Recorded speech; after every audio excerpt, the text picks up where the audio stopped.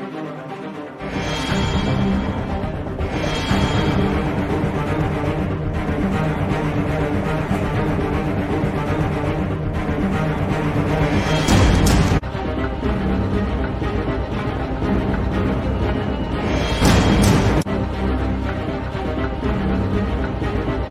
in the wonderful name of our Lord Jesus. I believe by the grace of God I find you well. Welcome to this very exciting program entitled The Pulpit. This is a program where we're going to be discussing kingdom matters. Anything that concerns the kingdom of God we'll be discussing on this platform. And I believe your life will never be the same again. For those who are watching us on Facebook, please do share the video, do comment. And I believe the life of the people that are going to share this video with, their life will never be the same again. And if you are on YouTube, please do subscribe to this channel and also put your comments below. Even your questions, you can even send your questions on the comments section and we will answer them as time allows us. Welcome once again. For those who are joining us for the first time, these are the first section of this program, The Pulpit. It's a new program that we are bringing to you all the way from Windhoek, Namibia. Dave Moati is my name, Senior Pastor of House of Fire Ministries. And in this program, we'll be joined by different men of God. But today on this program, I have in our midst, he is the founder and the visionary of the Word of His Grace Ministries. His name goes by Pastor Chandus. Pastor Chandus, you're welcome. Welcome to the program, The Pulpit. Thank you, man of God. Well, man of God, we have to go straight to what we want to discuss about. Today, what we'll be talking about, we're going to be talking about a very important subject in the body of Christ, because I've realized that there are many people who do not understand who a man of God is or who a servant of God is. It can be a woman, servant of God, it can be a man, servant of God. So we need to let our viewers, or teach our viewers, those who are watching us today on different channels, who is a servant of God? Who is a servant of God? I believe this question, we have to do justice to it. Why? Because I've discovered that there are some people who are servants of God, and they themselves, they don't know what is their mandate, what is their mission, or what God has sent them to do, because they cannot even describe who they are. Even if people ask them, who is a servant of God? They cannot explain it, but they are servants of God. They are preaching the gospel. So, man of God, what is your take? Who is a servant of God? Yes, first of all, thank you for this opportunity and thank you for inviting me on your program. So, on explaining who is the servant of God, let me take it into the physical first. Yes. Because us as human beings, sometimes there are those who have privileged to have also their servants. Yes. So let's say I have a servant, or let me say I am a servant of someone. Someone has hired me to work for them. Yes. What is expected from me, from my boss? So before we go in the spiritual side, if I am a servant of someone, which means whatever that I'm doing in that place or in that house, it must not be out of my doing. Yes. I must obey the one that is above me. I must obey the one that has hired me to work under him. So, in line with the work that he has hired me with, I must follow those persons. I must follow those rules. Those rules, yes. Now, coming to being a servant of God. When you're a servant of God, before we go in the scriptures, yes, we have a good example of our Lord Jesus Christ. When he came on earth, he came as a servant of God. He came to show us the way. How did he live here on earth? Yes. He never lived in his spirit. Whatever he did, it was according to the word of God. Yes. It was according to his Father. How did the Father send him? What did he send him to do? Yes. That's what he followed. So he never did anything out of his mind. Exactly. So a servant of God is someone who is obedient to the sender. Or to the master. To the master. Yes. Who have sent him. So he must be obedient. Yes. Whatever a servant of God does, it must be from above. Yes. It must be from God. From God. And let me say, I'm very excited about this topic, because nowadays, many men of God, even without knowing, we have this attitude that because I have been in a ministry for a long time. For a long time, so yes. I know better. But obedience is better than sacrifice. Exactly.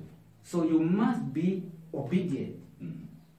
It doesn't matter how long you have been in the ministry. Obedience. Obedience is the key. Yes. Someone can come in the ministry in a week, and because of obedience, they can grow more than 1 year, then in 10 years in ministry. Yes. So, a servant of God is the one who obeys.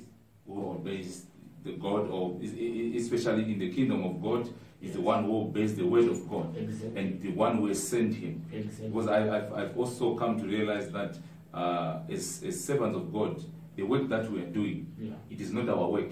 Exactly. You see, we have a master, and the master is Jesus Christ. Yes. So if Jesus directs us to go to the north, we go to the north. Yes. We don't go to places where we want to go, Yes. or we don't do things that we want to do by our own will or desire. Yeah. But we have to do the desires of the one who sent us. Exactly. Well, I think they really gave us a good explanation, because you took us from the physical side into the spiritual side, so that our viewers can understand.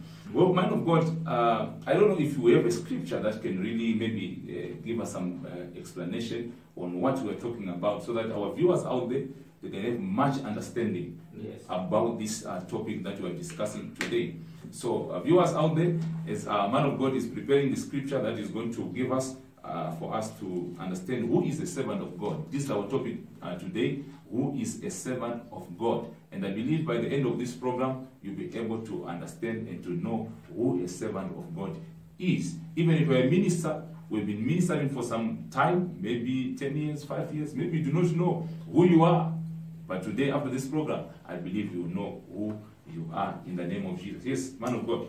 Yes, I just wanted to take you to the book of 1 Peter. Yes. 1 Peter chapter 2. 1 Peter chapter 2, yes. We are going to read from verse 15 and 16.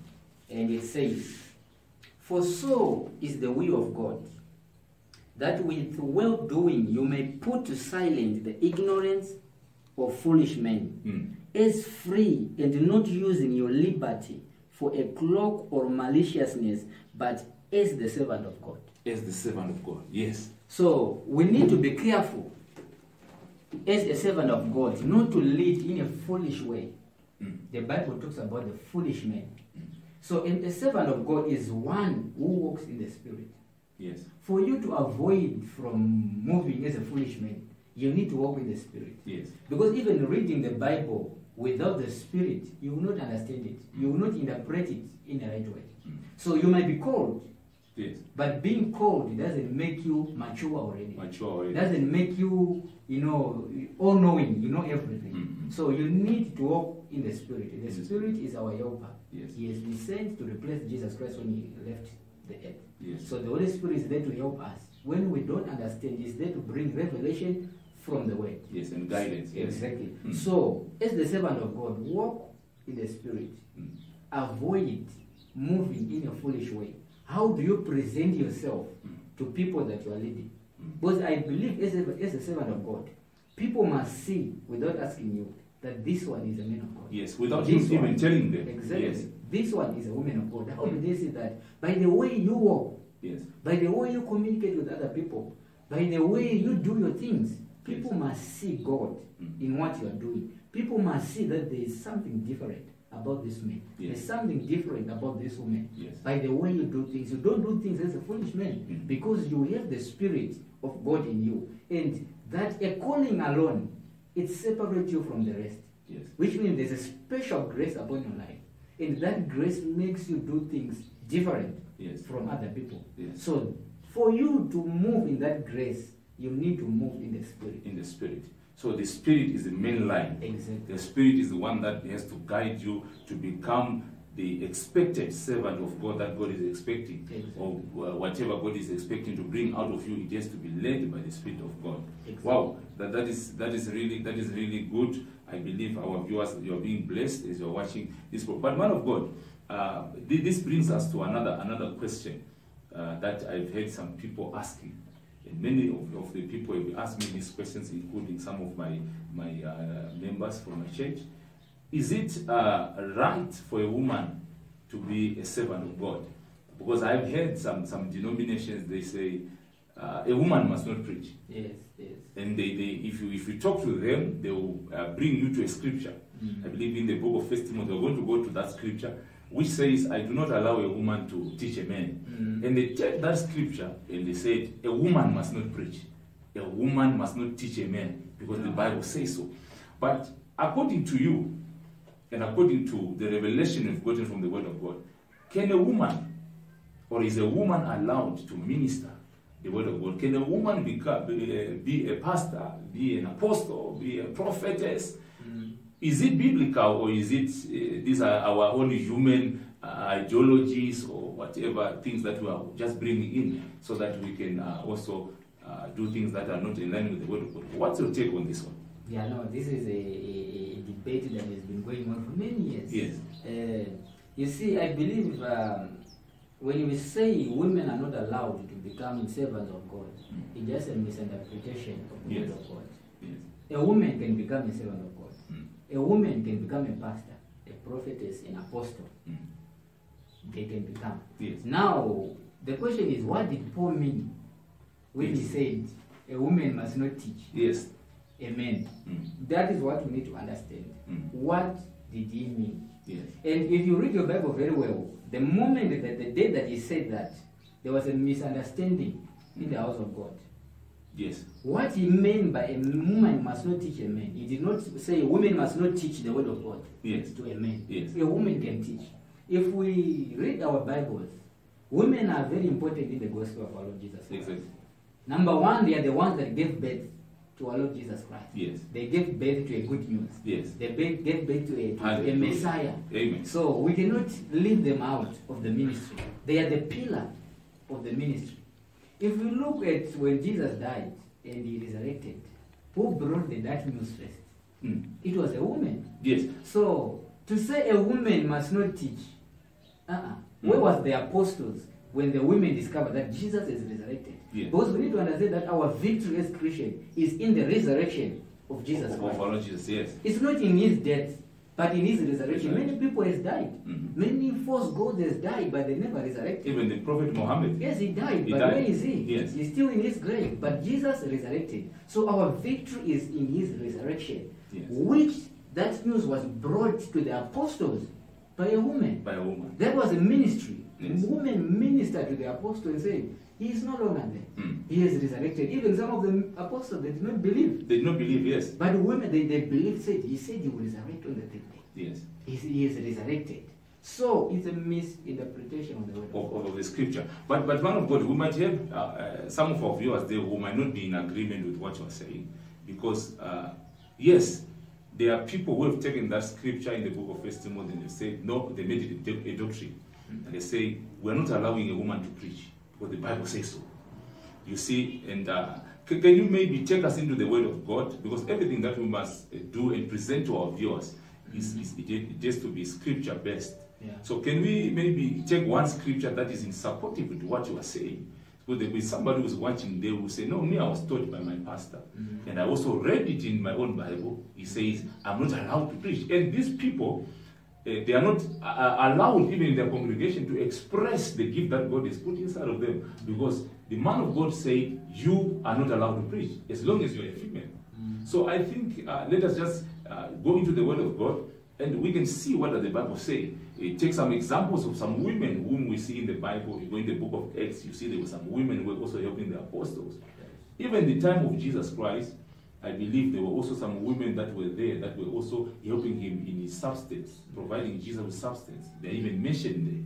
So I think if you take one scripture, because of time, if you take one scripture and then we look at it before we go to our break, our musical break. So I think let us go to the book of Luke chapter number 24.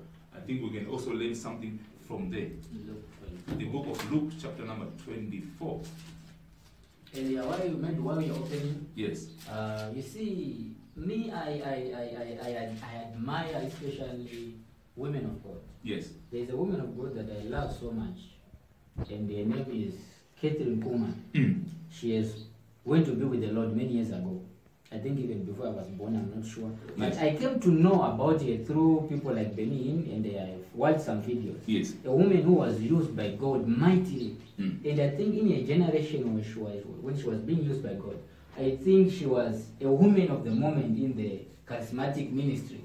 She was even, many men of God, they desired just to be in contact With her, yes. because of the power and anointing She was moving. that she carried. Yes. So from that woman, Benny Hinn came Yes. from that woman. Yes. The anointing that is upon Benny Hinn, Mm. take it from the woman Mm. of God. Yes. So women, they're the pillar. They're the pillar, yes. I know many ministries, our intercessors, Mm. they are women. Mm. Why? So now, where are people getting this mentality of saying women must? Because you've given yes an example of Kathleen Kuhlman.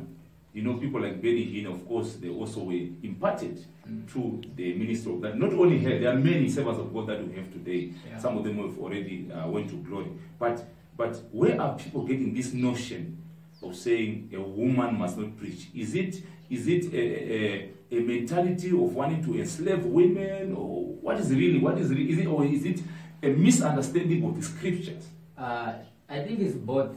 It's a misunderstanding Yes. of the scripture, and also just especially in Africa, we look down on our women. Yes. Women must be at home doing what, house chores, Cooking and and yes. So we don't have that much respect for our women because of how also we We were brought up, raised. yes. It's a generational thing.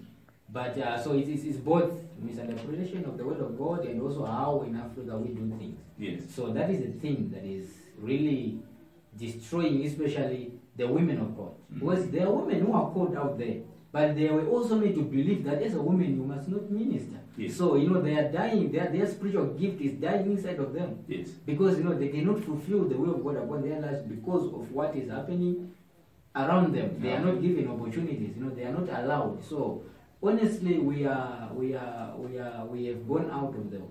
So to some extent, can we say it is sort of a selfish part or selfishness on the part of the men?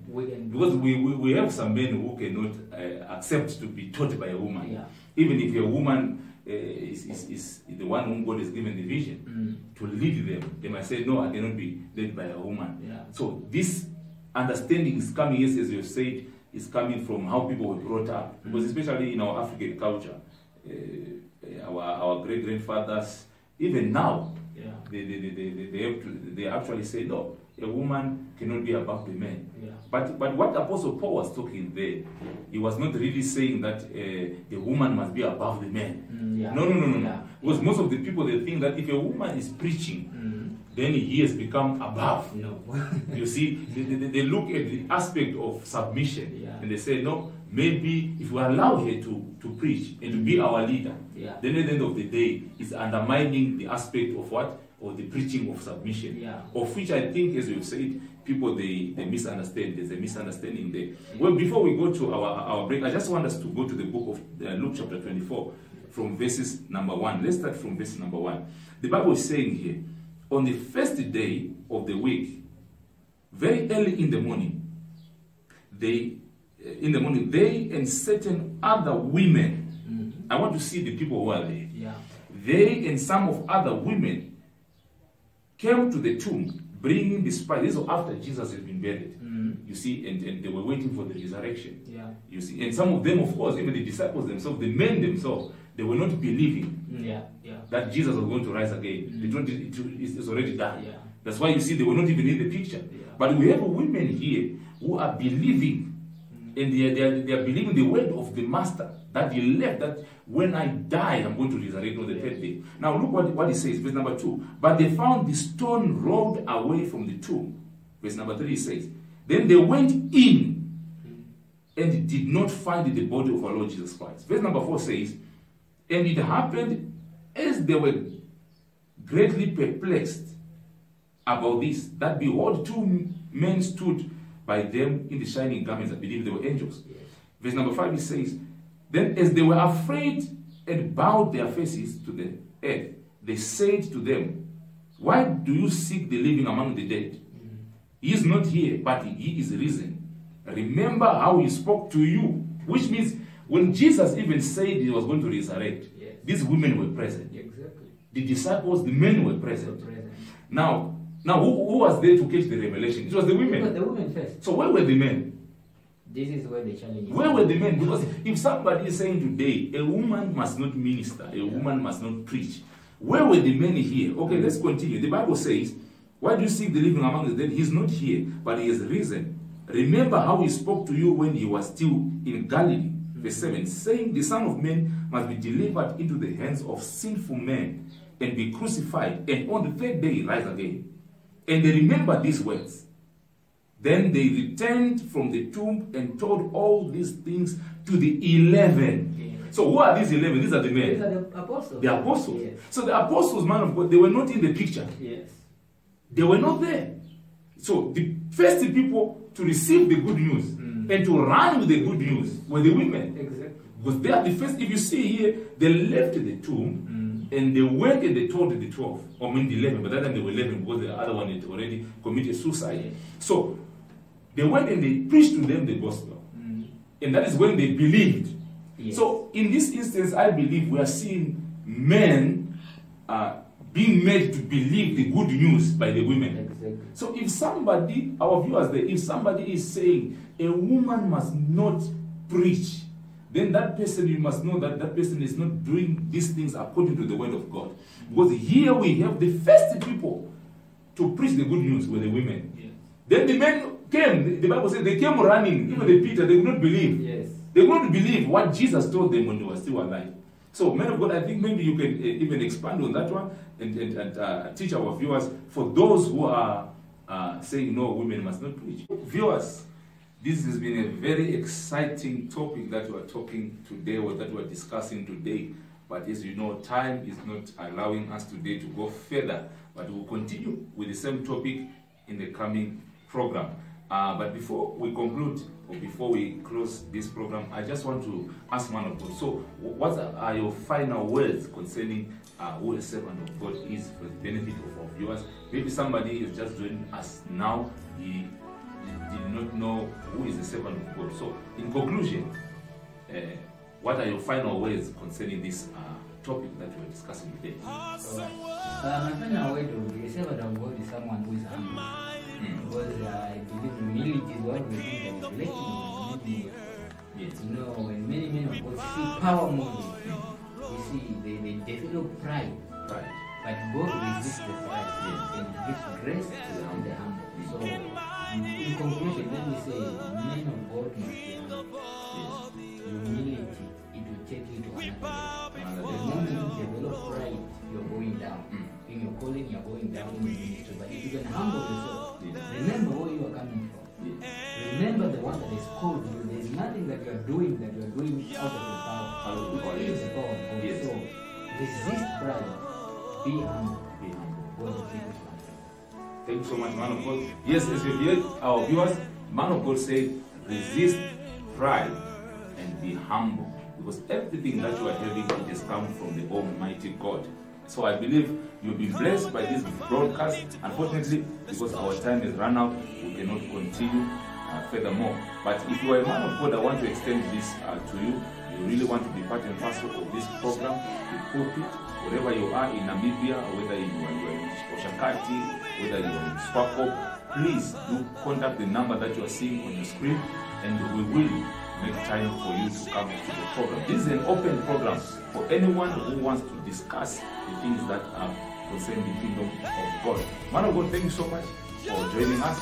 Please, viewers, I want to repeat again, if you are on Facebook, please do share the video, please do comment. You can also send your questions so that on the coming program, we can answer those questions concerning the topic that we'll be discussing today. If you are on YouTube, please just subscribe and please just put your comments there, and that will really help us. If you want to support the program, maybe financially, you also have to contact the number that you are seeing on the screen. Then we'll give you the banking details for the glory of God. So, children of God, thank you so much for joining us. Until we meet again, God bless you.